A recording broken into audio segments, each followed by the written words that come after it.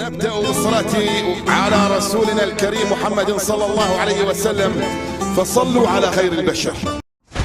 بالعيد أنا قلبي يهنيكم، ودعنا ربنا يخليكم، والفرحة تنور لياليكم يا نور العين.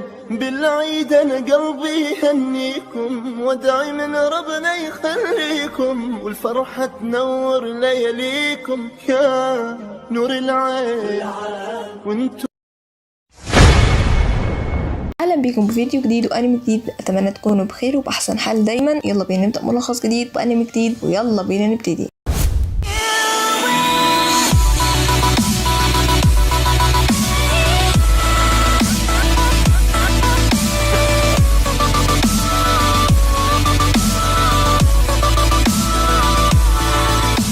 بتبدأ حكايتنا ببنت اسمها هوري، بتكون مش بتهتم بأي حاجة إلا الدراسة الحمد لله، وبيكون طموحها انها تدخل جامعة مرموقة في اليابان. في ولد بيكون عايز يتكلم معاها لكنها مش بترد عليه زي أي بنت محترمة، واصحاب الولد ده بيبدأوا يتريقوا عليه لأن في بنت رفضت تتكلم معاه، ويطلع اسمه الولد ده تومي. وهوري بتقول في سرها إن الشاب ده عنده أصدقاء كتير جدا من جميع الأنواع ومحبوب، وأنا بكره الولاد عامة. ويروح لها تاني تومي عشان يكلمها ويقول لها ممكن رقمك يا حلوة، فهي تتعصب عليه جدا وتقول له لا امشي دلوقتي من قدامي بدل ما اوريك حاجه مش هتعجبك. واصحابه بيبداوا يضحكوا عليه تاني، ولسه هيروح يتكلم معاها تاني لكن بيلاقيها اختفت. انت الصراحه بطل بلا كرامه. واصحاب هوري بيروحوا يتكلموا مع تومي ويقولوا له انت تعرف حاجه ان هوري اساسا ما بتحبش تكلم ولاد، وابعد عنها احسن وتعرف على واحده تانية اريح وكده. ولكن هو طبعا مش بيسمع كلامهم. وتروح هوري بيتها بعد دوام مدرسي متعب ليها، ويظهر ابوها اللي شكله غريب شويه وشكله مش ابوها.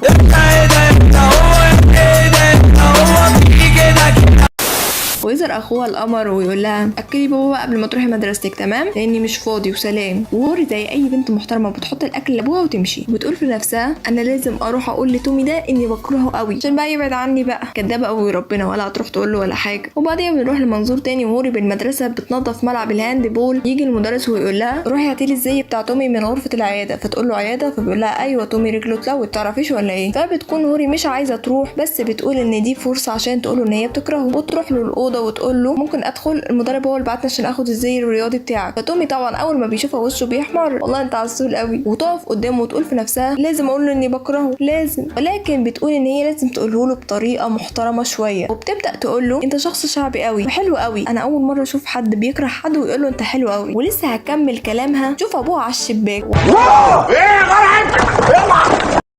والله خضتني. وفجأة كده يحصل حاجة، هما الاتنين وشهم يحمر. ايه اللي حصل مش لازم نعرف. وبعديها هوري تفكر وتقول انا شكلي كده مش عارفه اقول اني بكرهه. وتبص له وهي وشها احمر زي الطماطم وتقول له انا عايزه اقول لك اني، وتسكت تاني. وكل ده بيطلع حلم، وهي بتكون لسه في الاتوبيس. ولما بتفوق تقول في نفسها ايه الهبل اللي انا فيه ده، مش عارفه اقول له ان انا بكرهه، انا واحده غبيه وهبله قوي مجنونه قوي، انا لازم اهتم بس بدراستي وبس، هي الاهم وبس. وهي في الفصل بتفضل تحاول نفسها انها بتحب تومي او لا. ده اعتراف من هوري انها بتحبه، اي حد بيفكر في حد يبقى هو بيحبه. وبعدها تروح بيتها وتقرر ان هي هيكون ملهاش دعوه بالحب والكلام ده. في اليوم التاني في المدرسه بتيجي بلبس المدرسه بس بيكون ضيق عليها شويه، وعامله ضفيره بقى ولابسه نظاره المجتهدين وكده، شكلها كده فاهمه البت المذاكره غلط. وطبعا الولاد اللي في الفصل بيبداوا يتكلموا عليها وعلى لبسها الضيق ده. ويدخل الشهم واللي بيحبها تومي ويقول لهم اخرسوا بقى انتوا وقحين قوي، مالكمش دعوه بيها ولا بلبسها، صراحه انت عندك حق هنا. وبتتكسف هوري جدا وتروح الحمام وتفك شعرها،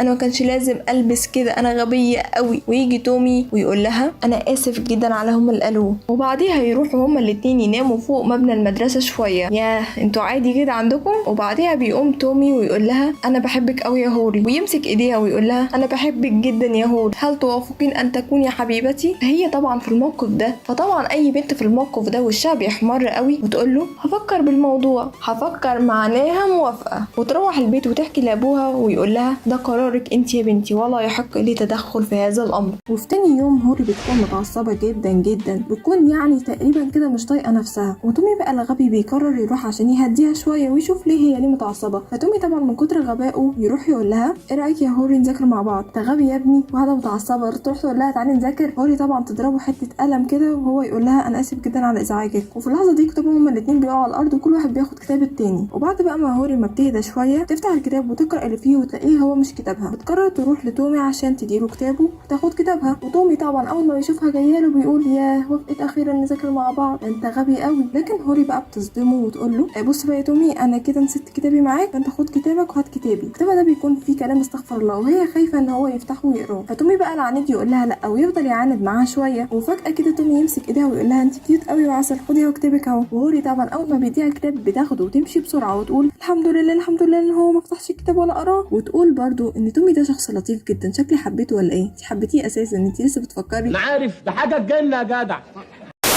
وبعديها بتكون هوري كده ماشيه في طرقه المدرسه وبتكون بتفكر في تومي وهل هو شخص كويس او لا، فتتخبط فيه يا جمال الصدف. وبعديها بتبعد عنه بسرعه وتقول له انا اسفه جدا وتجري بسرعه. وتومي يقول ما لحقتش حتى اسلم عليك. واصحابه طبعا بيشوفوا اللي حصل ويقولوا له شفت دي هربت منك تاني، خلاص بقى يا ابني استسلم بقى، هي مش بتحبك، شوف لك بنت تانية احسن لك. وهو بقى بيقول لهم لا انا بحبها هي وبس. وتعرفوا حاجه كمان، عارفين الاشياء اللي هي بتعملها بتزعجني؟ انا بحسها لطيفه جدا لانك يا تومي شخص غبي وبلا كرامه الصراحه، سوري يعني. وبعديها اصحاب هوري بيسمعوا الكلام اللي هو قاله على هوري وبيجروا على طول على هوري ويقولوا لها احنا عايزين نتكلم معاكي ضروري، تمام لازم نتقابل بالليل، ممنوع ترفضي. فهوري طبعا تفضل واقفه مصدومه يا عيني عليها، حطاها في موقف محرج قوي. وبعديها بتبدا تفكر تاني بحاجات استغفر الله، مع انه والله البطل محترم. ليه يا هوري كده؟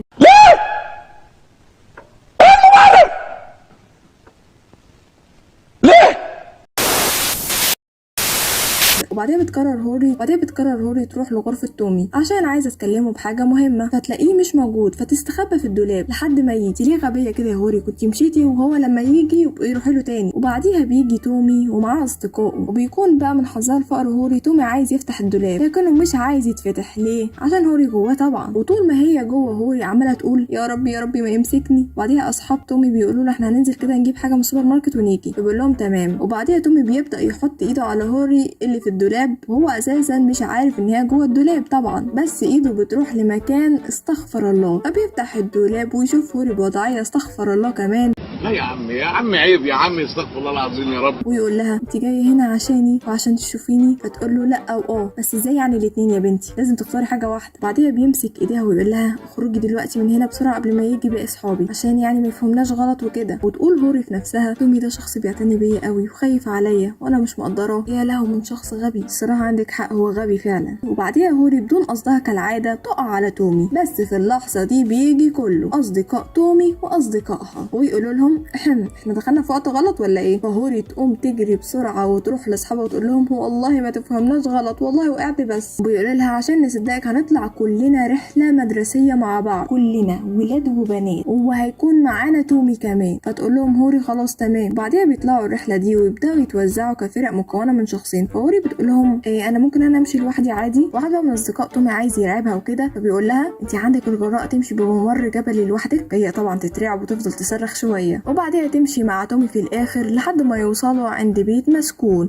وهوري بقى بتشوف ايد مقطوعه طالعه من باب البيت فتتفزع جدا وتجري على تومي على طول وتقول له بص في هنا ايد مقطوعه، يلا نمشي من هنا بسرعه البيت ده شكله فيه اشباح. فبيقول لها تومي اهدي كده بس، تعالي بس نشوف ايه ده، ممكن مش هيطلع ايد مقطوعه ولا حاجه. فبتطلع في الاخر قفزت. فهوري تقول له انا اسفه جدا يا تومي. بيقول لها تومي لا عادي ما حصلش حاجه، انا والله لو بدالك كنت هخاف قوي. وبعديها بيمشوا ويكملوا طريقهم في الممر الجبلي. وبعديها بتقع هوري على الارض. فبيقول لها تومي انت كويسه؟ فتقول له انا كويسه الحمد لله. وبعديها بقى بيسترجل كده تومي بقى صوته كده بيخشن ويقول لها انا عايزه اقول لك حاجه يا هوري مهمه جدا. تعرفي حاجه؟ انت شخص مميز جدا بالنسبه لي وانا بحبك قوي. بعديها بيعملوا حاجه استغفر الله. وبس كده، اتمنى يكون عجبكم الفيديو والملخص. لو عايزين القسم تاني من الحكايه ما تنسوش اللايك والاشتراك، توصلوا الفيديو ده لاعلى نسبه من اللايكات.